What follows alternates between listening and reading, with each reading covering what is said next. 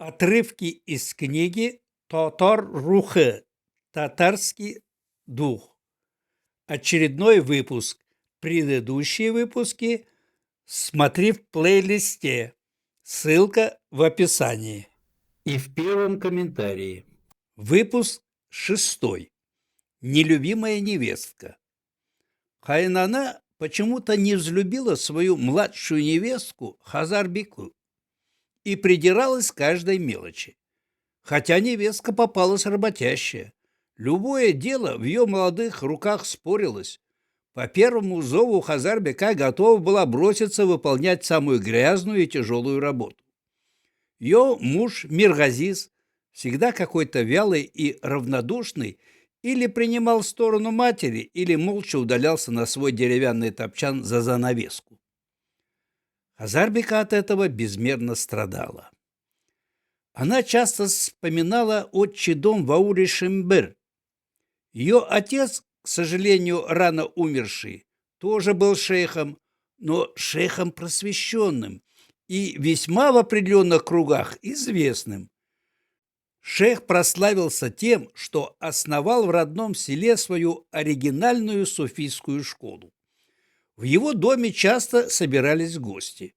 Даже из Казани приезжали передовые богословы из Мадресе Мухаммадия, где в то время начали преподавать светские науки, математику и физику, географию и астрономию, медицину и психологию, историю и право, а также изучали арабский, турецкий и русский языки.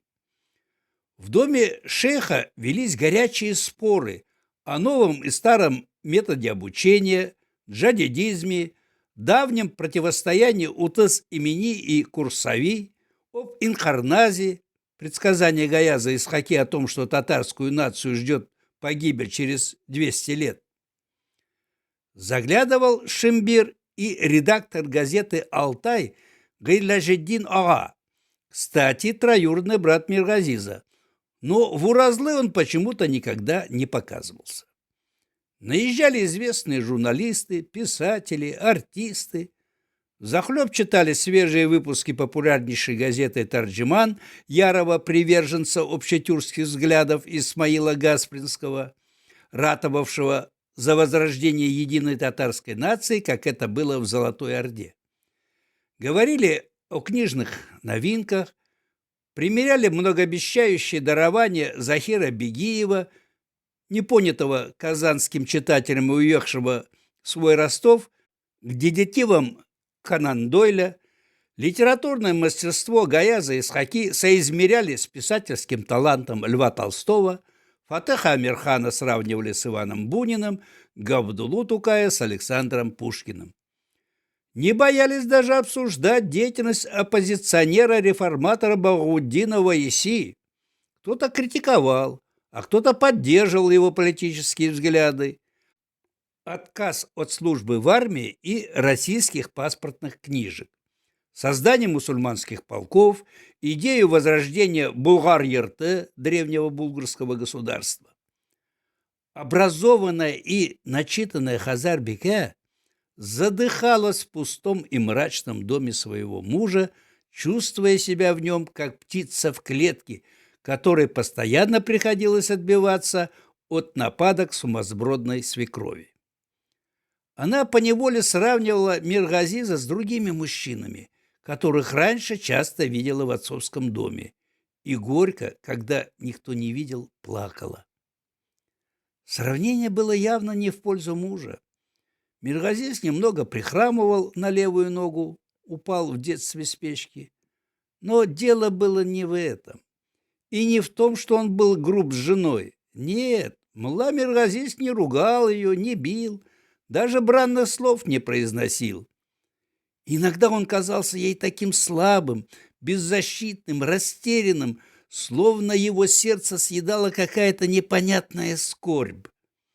Хазарбеке хотелось подойти к мужу, обнять его, приласкать, расспросить о делах, как-то расположить к себе, чтобы он раскрыл перед ней свою душу.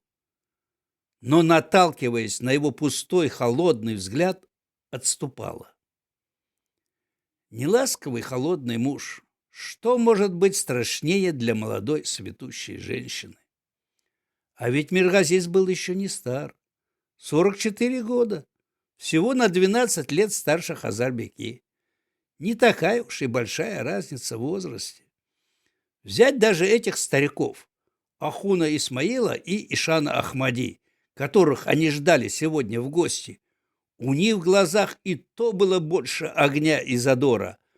А больше всех из ныне здравствующих родственников Хазарбеке нравился ее двоюродный дядя Вафа Бабай.